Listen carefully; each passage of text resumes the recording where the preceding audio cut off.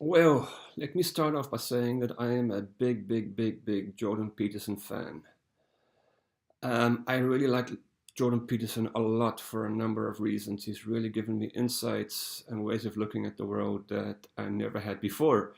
I actually came to Jordan Peterson thanks to Donald Trump because when he won the election, I started thinking, well, what's behind that? And it can't all be racism. And I ended up following Scott Adams a bit because he had predicted that victory, as had others, but he did too. And he had a whole story about persuasion and so on. And there's a lot I don't like about Scott Adams, but he was interesting for a while. And via him, at some point, he referred to Jordan Peterson and the Cathy Newman discussion. And that's how I got into Jordan Peterson's thinking. I really enjoyed his approach to multiple causation, that you can't pin things down to one particular reason or cause. His approach to resilience and building up your personality. His arguments against a culture of victimhood, against identity politics, and all about not being passive in your life and self-help and so on. And then through that, I got into the whole personality research that he's done, and also via him to Jonathan Haidt. And from all of that, I kind of got to the place where you do your personality analysis on his site, and the openness, conscientiousness, extroversion, agreeableness, and neuroticism. And my levels of openness and empathy are quite high. And I always thought that empathy is something that everyone should have. And if you're not empathetic and not open to experience and so on, that there is something fundamentally wrong with you. But through this personality research approach, it turns out that people basically are born with a certain personality which they can develop and transform, which is also what Peterson is focused on, personality and its transformation.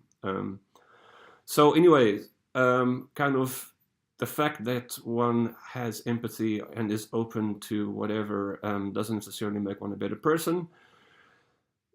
Which was also, a really humbling approach, that just the way you are. Also, that empathy is really quite helpful in small units, as in the case of the family, but maybe not on a national or global scale, and that other personality attributes might be relevant there too. And Jonathan Haidt discussed research, conservatism and borders and so on. And what I also really enjoyed about Peterson, and to the extent that you can see the room around me, I've really cleaned it up. His ideas of incremental improvement, taking very small steps, facing the dragons, bringing back the gold, and so on, and his archetypes, and Jungianism, and his hilarious ability to take Pinocchio essentially as seriously as the Bible, and how he talks about Geppetto and Peter Pan and the Lost Boys and Tinkerbell and so on. His arguments around minimum necessary defense, really nice. He doesn't talk about it a lot, but sometimes you see his approach to debating and so on. He just says what is needed, and he doesn't go into, he doesn't, he's very focused in his responses in discussions and so on.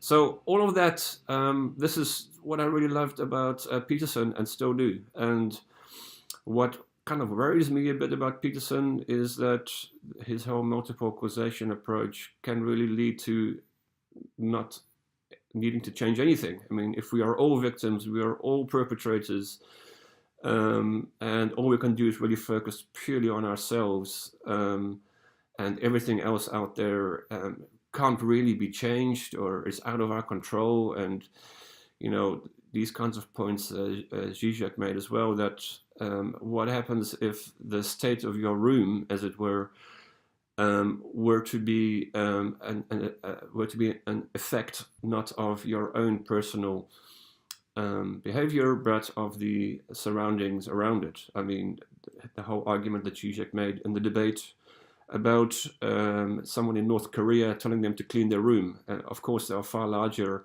issues out there, and whether or not someone's room is clean doesn't, in the end, make that much difference in the larger scheme of things.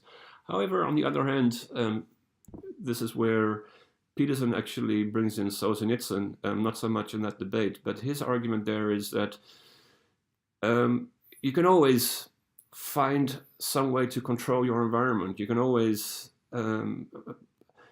make your environment slightly better every day, despite the constraints around it. Solzhenitsyn in his gulag, or in the gulag into which he was put, had no control over that gulag, but he did have control over his small surroundings, his personal being, which is a really powerful thought. So then, we get to the debate, Zizek and Peterson. And Peterson, the point wasn't only that he wasn't very well prepared, but also just his whole approach.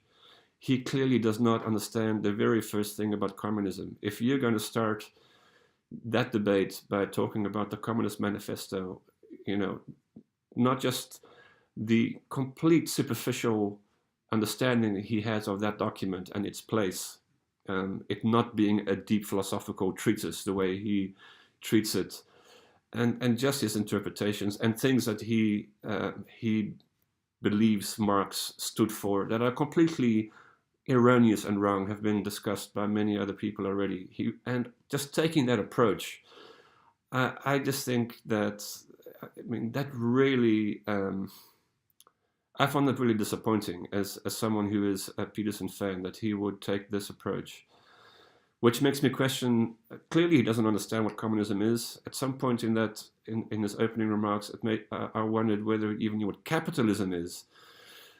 Because he wasn't talking about capitalists at some point, he was talking about managers, and the relationship between managers and staff or employees within an organization. It's not about managers, it's about capitalists, it's about people who exploit other people and gain their value and their profit and so on.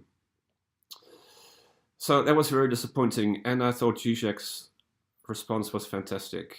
He did not go into every little point which he could have. He could have completely destroyed Peterson, but clearly what he seemed to be doing was appealing to Peterson's fan base and saying, look, there is actually something very different here.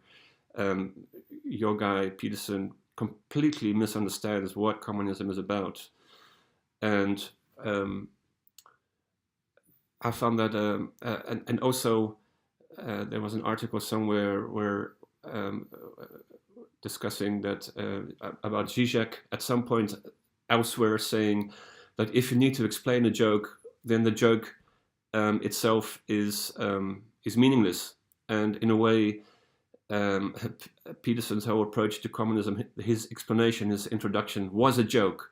And it was obvious that it was a joke to anyone who has any understanding of communism or these concepts that he was trying to address.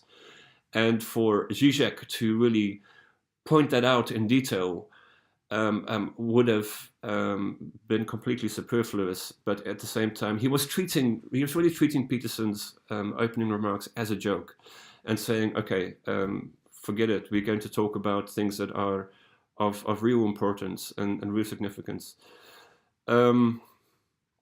So in the end, the big problem with the debate was Peterson was totally unprepared, not only unprepared, but ignorant. And if this is his take on communism and capitalism, then probably his interpretation of Jung is also wrong, and all the other points he makes are wrong. And the way to look at Peterson really is not as somebody who knows much about isms, but somebody who's read Solzhenitsyn, who's read George Orwell, who's read about 5 or 6 similar books, and has an emotional response to that. And that is all. He really should have started off his first half hour by talking about Solzhenitsyn, rather than about the Communist Manifesto, because that's where he gets his energy from.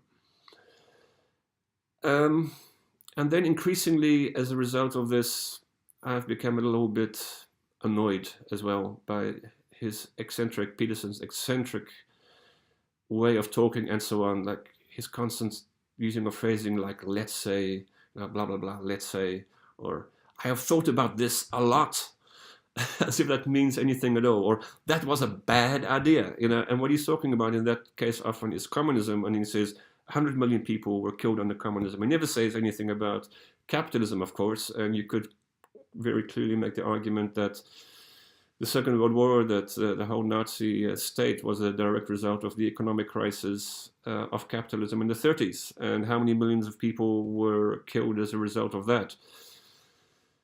And Zizek, I find so much more interesting. I always did before. I mean, I'm somebody who was completely on the Zizek and Peterson side, one of probably very few people, but I found Zizek even more admirable as a result of his whole approach and his humor and his focus on paradoxes.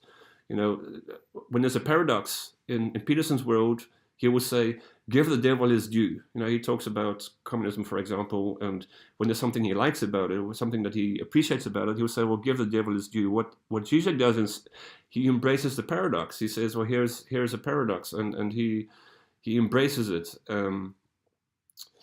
So a final point maybe is, Zizek really wanted Peterson to make a joke. He said, "Tell me a joke. Give me a paradox. Give me something to laugh about." And Peterson didn't. He just did not show up. So Peterson, thanks for the clean room. Thanks for giving me that focus on personal development and so on, and incremental change. All that. It's the whole self-help thing, but on the level of the isms, it's a big disappointment. It's a big disappointment. I hope you'll listen to what Zizek talked about, and that whole cultural Marxism thing. There wasn't a single Marxist you could name, which is simply the case. This whole identity politics thing, you're completely right, and Zizek completely agrees with you, but all of this has nothing to do with Marxism.